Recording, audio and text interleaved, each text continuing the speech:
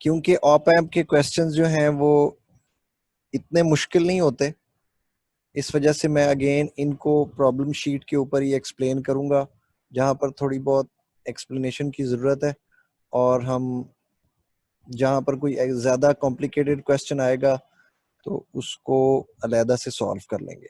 अच्छा, ये जो पहला क्वेश्चन है ऑप एम्प का 4-23, find the output voltage gain of each op amp circuit shown in figure. इसमें जो पहला सर्किट है इसको अगर हम देखें, पॉजिटिव को ग्राउंड किया हुआ है और नेगेटिव के साथ रेजिस्टेंसेस का नेटवर्क लगा हुआ है। ठीक है, तो रेजिस्टेंसेस के नेटवर्क के साथ इनपुट वोल्टेज Vs भी कनेक्टेड है। ठीक है, यानी कि सिंपल एज इनपुट वोल्टेज जो है वो नेगेटिव के साथ कनेक्टेड है।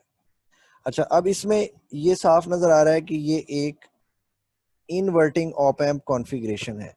ठीक है, तो आउटपुट से इनपुट के दरमियान में जो रेजिस्टेंस लगी होती है फीडबैक रेजिस्टेंस होती है, और ये इनपुट रेजिस्टेंस है।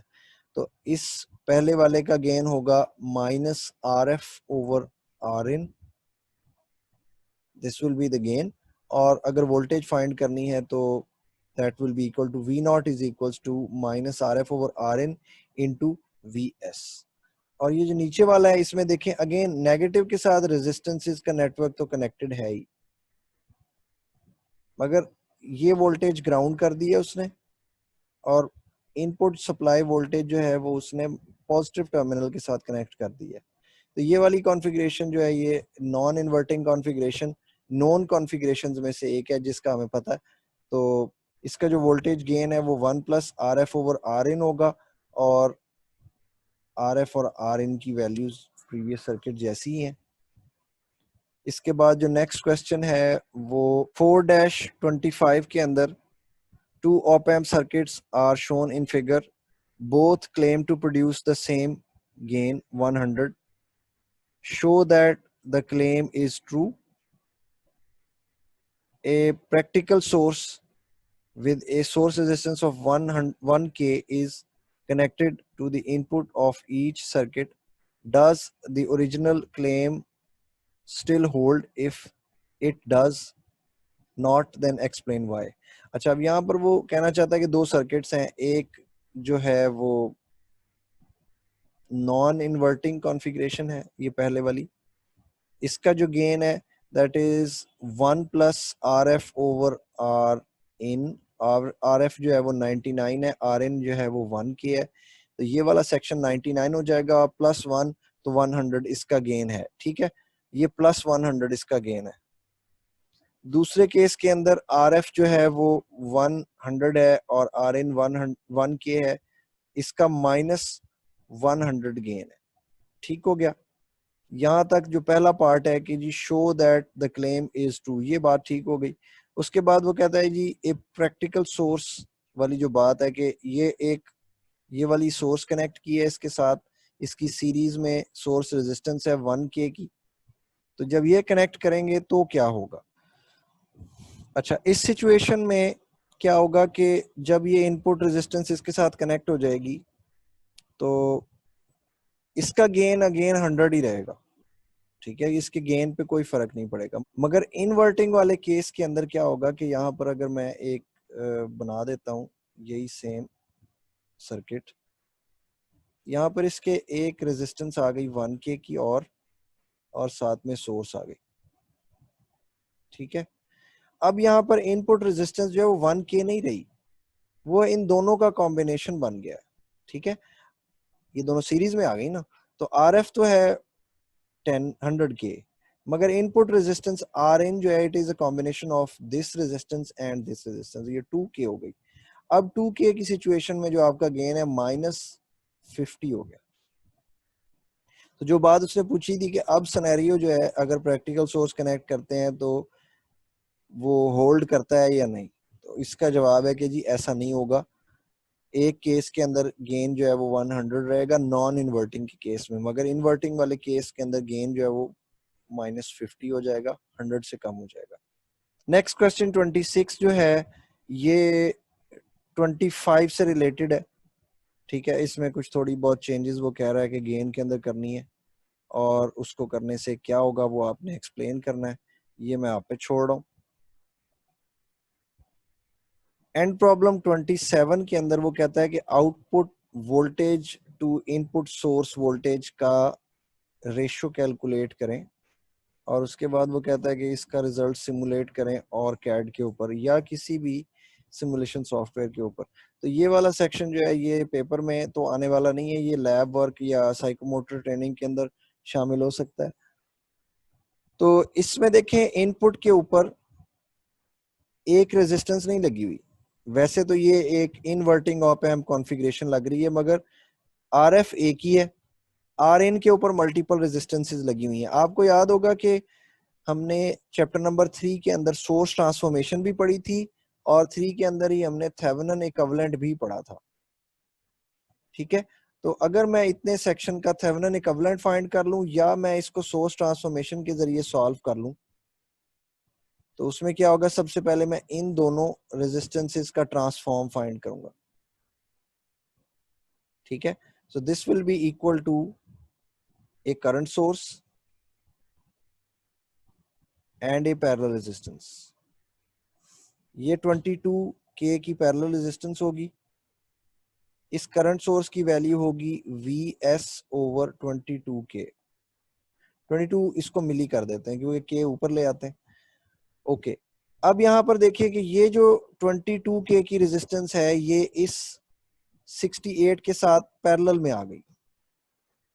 इन दोनों का पैरेलल कॉम्बिनेशन जब हम सॉल्व करेंगे तो ये बन जाएगा 22 इंटू 68 1496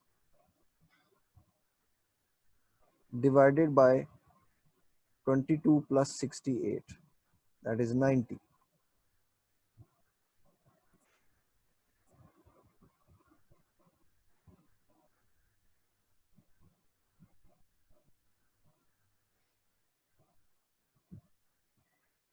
इन दोनों की पैरेलल कॉम्बिनेशन जो रेजिस्टेंसेस की है ये बन गई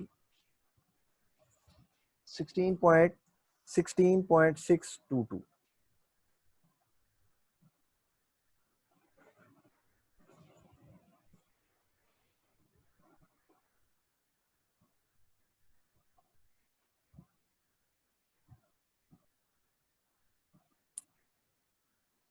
ओके, अब हम इसको रीट्रांसफॉर्म करेंगे, दोबारा से वोल्टेज सोर्स में लेके आएंगे, तो ये 33 के साथ सॉल्व हो जाएगी और एक रेजिस्टेंस बन जाएगी। तो अब V is equals to I R, जिसमें I ये है और R जो है वो 16 है, तो this will become 16.622 over 22।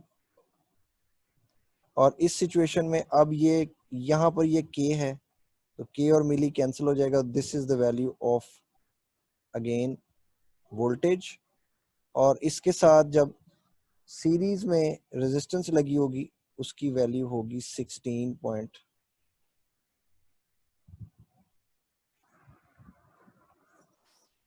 So we have a voltage source, a series resistance. This is 16.622 kilo ohms, और ये चीज बन गई, ये वोल्टेज यहाँ पर ये है। अच्छा, अब ये वाली रेजिस्टेंस जब इसके साथ सीरीज में सॉल्व होगी तो दिस विल बिकम 33 इंटू 16.622। जो हमारे पास आंसर है इसमें सिंपली मैं ऐड कर दूंगा 33, तो ये 49.6 आ जाएगा। ठीक है, तो इन ऑल कैलकुलेशंस के बाद जो हमें एंड पे रेजिस्टेंस मिली है, ठीक है, ये सारा कुछ मैंने सॉल्व कर दिया, तो इसके साथ जो रेजिस्टेंस की वैल्यू मिली है वो 49.622 आ गई किलो ओम्स। ठीक है, और जो इनपुट वोल्टेज है वो है 16.622 ओवर 22। इन दोनों के साथ के था और वो कैंसिल हो गया एंड वी एस साथ में आ गया। अब ये वाली वैल्यू है इनपुट रेजिस्टेंस की, ये वाली रेजिस्टेंस जो है ये आर एफ के बराबर है, और आप simple inverting op amp configuration के ऊपर जब इसको सॉल्व करेंगे तो इसका गेन आ जाएगा minus 330 divided by 49.622. So this will become 6.65. अच्छा, माइंड यू के क्वेश्चन जो है इसका आंसर जो है वो 330k डिवाइडेड बाय 49.62 नहीं है, ठीक है। उसने हमसे कहा है कि V0 ओवर VS की वैल्यू बतानी है, उसके अंदर ये रेशो शामिल होगी, ठीक है। तो अगर मैं इसकी वैल्यू कैलकुलेट करूं, बस सिंपली मैं यहाँ पर ये दो वैल्यूज लिख के रखूंगा, 49.622k और 16.622 ओवर 22। बाकी मैं चीज़ें इरेज कर दूंगा क्योंकि मुझे कुछ जगह चाहिए लिखने के लिए। यहाँ पर ये देखें कि इसका जो गेन है आर इन जो है वो 49.622k है और आर एफ जो है वो 330 है।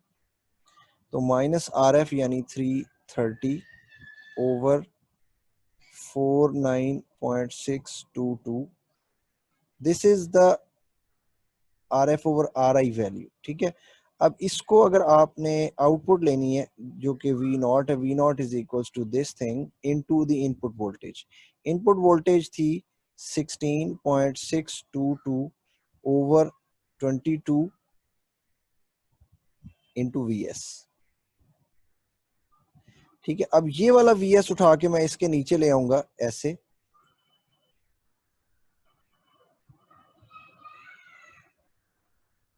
और इस पूरे फ्रैक्शन को मैं सॉल्व कर दूंगा, ठीक है। तो जो पहले चीज आई थी वो थी 6.65 विद ए माइनस साइन। अब उसके साथ मल्टीप्लाई कर देना है आपने ये factor, so this will B multiplied with 16.622 and divide it by 22, तो ये आ जाएगा -4.9।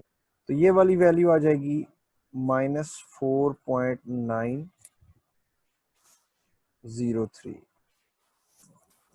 राइट। तो ये इस सवाल का भी हो गया सॉल्यूशन।